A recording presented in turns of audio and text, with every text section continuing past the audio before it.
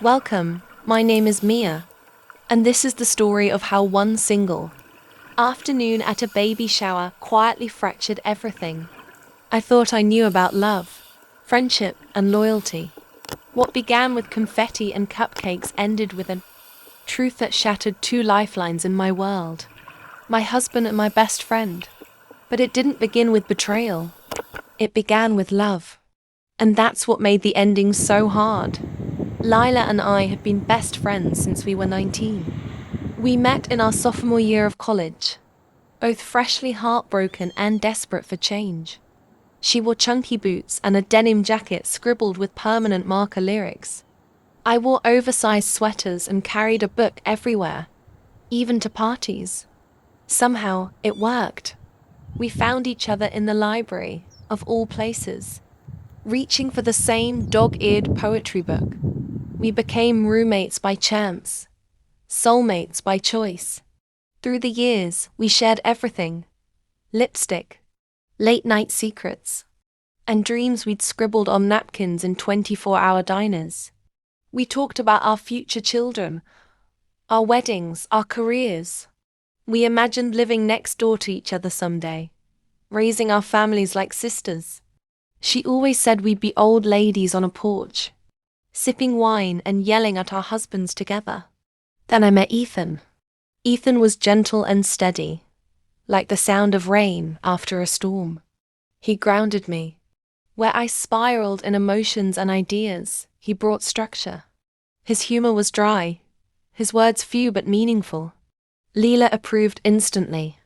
She used to joke that she liked him better than I did at first. Ethan adored Leela too. I saw them as siblings from different parents close, but never inappropriately so. The three of us often had dinner together, game nights, birthday surprises. On the surface, it was the perfect triangle. I trusted them both completely. Why wouldn't I? They were my constants. Leela struggled with love. She'd been engaged once to a man named Daniel, who ended up taking a job in Germany right before their wedding. He asked her to follow, and she almost did. But something held her back. Maybe it was fear. Maybe it was the realization that love shouldn't demand sacrifice, it should inspire it freely. She stayed, and they ended things with more sorrow than anger. I held her hand through the pain. Years passed. Ethan and I got married in a quiet, beautiful ceremony under the trees. Leela was my maid of honor. She wore a soft blue gown and held my veil while I cried walking down the aisle. She wrote a speech that left everyone in tears. Mia is the person who taught me that real love doesn't shout. It whispers in the quiet moments when no one's watching. And Ethan, you are her quiet. I still remember how proud I was of the life I built of the people I had beside me. When Lila told me she was pregnant, she looked both terrified and thrilled. I didn't plan it, she said, twisting her fingers together. But it happened. And I think it's the best thing that's ever happened to me. She never told me who the father was. I didn't press. I assumed it was someone she wasn't ready to talk about yet. I respected her privacy. That's what best friends do. I threw myself into planning the baby shower. We stayed up late making centerpieces out of tiny jars and wooden toys. I found a custom cake with baby footprints and little pink and yellow daisies. She picked out a playlist full of acoustic lullabies. It was peaceful, innocent, pure. Or so I thought. The shower was held at her place, a cozy little house she'd just moved into. The living room was filled with warm colors, laughter, and friends from every chapter of her life. It was the kind of gathering that made you feel safe, like the world outside didn't matter. Ethan came with me. He hadn't wanted to, but Lila insisted.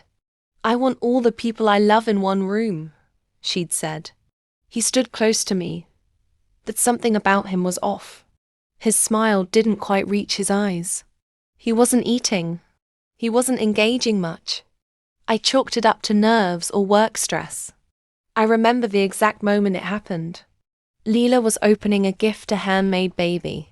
blanket from her aunt, and everyone leaned forward to admire it. The air was full of light and joy. That's when Ethan leaned toward me and whispered, "We have to go." I looked at him, puzzled. "Why?" "I'll tell you at home. Just, please, let's go." I felt a cold wave pass through me. Even though the room was warm, there was something final in his voice. Not urgent, not panicked, just resolute. I made a quick excuse to Lila. Told her I wasn't feeling well. She looked concerned, gave me a hug, and told me to rest. We left without making a scene, but everything inside me was unraveling already.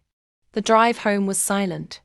My chest tightened with every street we passed. I didn't ask. I didn't want to hear it in the car. But I knew whatever it was, it wasn't small. We got home. He went straight to the kitchen, took a long breath, and then turned to face me. And then came the words. "Mia, Lila's baby. It's mine." The floor didn't fall away. The world didn't spin. Instead, it froze. "What?" I said, even though I'd heard him perfectly. He repeated it, slower this time. "It happened once. When you were visiting your sister, Lila came over to drop something off. We had wine. Too much. We talked about life, how hard things felt. And then, it just happened." I stared at him. He looked down, ashamed. It wasn't planned. It never happened again. But a few weeks later, she told me she was pregnant. She was scared. She didn't want to ruin your life. So she asked me to keep it quiet. But now, seeing her today, seeing you, I couldn't do it anymore. My hands were shaking. I felt heat rush to my face, then cold, then nothing. Like my body shut down to protect my soul. I locked myself in the bedroom and stayed there. All night, all morning. He slept on the couch. He didn't try to come in. The next few days were a blur. I didn't go to work. I didn't eat. I didn't speak. I played back every moment in my mind, the dinners, the smiles, the inside jokes. The night Leela cried and I comforted her, not knowing she was carrying his child. The way she rested her hand on her stomach, the sparkle in her eye. I thought it was joy. It was something else too. Maybe guilt. Maybe shame. She called. I didn't answer. She texted. "Mia, I'm sorry. Please. I never meant to hurt you. I need to talk to you. I owe you that." But how do you respond to someone who has shattered the foundation of your trust? How do you look at your best friend, the person who once braided your hair and read your mind, and see a stranger? She came to the house. I almost didn't open the door. But I did. She stood there, swollen, exhausted, trembling. "Can I come in?" I said nothing, just moved aside. She sat on the couch, hands folded over her belly. "I made the worst mistake of my life," she whispered. "And I live with it every day. I wanted to tell you so many times, but I was a coward. I didn't want to lose you. I still don't." Her voice cracked. Her eyes begged for something understanding, maybe. Forgiveness? I couldn't give either. "You already lost me," I said, softly. She nodded. Tears fell. She didn't try to argue. I still love you. I do. I miss you. I miss us. I know it sounds selfish, but I need you." I looked at her, and for the first time, I didn't see the girl from college. I didn't see my sister. I saw a woman who made a choice. A woman who broke something sacred. And I couldn't fix it. So I stood up, and I walked her to the door. And she walked away. The moral of this story: sometimes the deepest wounds come not from enemies, but from those who once held your heart in the gentlest hands. The people you'd never question, the ones you defend blindly. And when they break your trust, it doesn't just hurt. It changes you. But pain is a great revealer. It strips away illusions. It forces clarity. I learned that betrayal doesn't always wear a villain's mask. Sometimes it comes dressed as love. But I also learned something about myself. That I could survive it. That I could feel everything and still stand. Still breathe. Still heal. I don't know what forgiveness looks like yet. But I know what letting go feels like.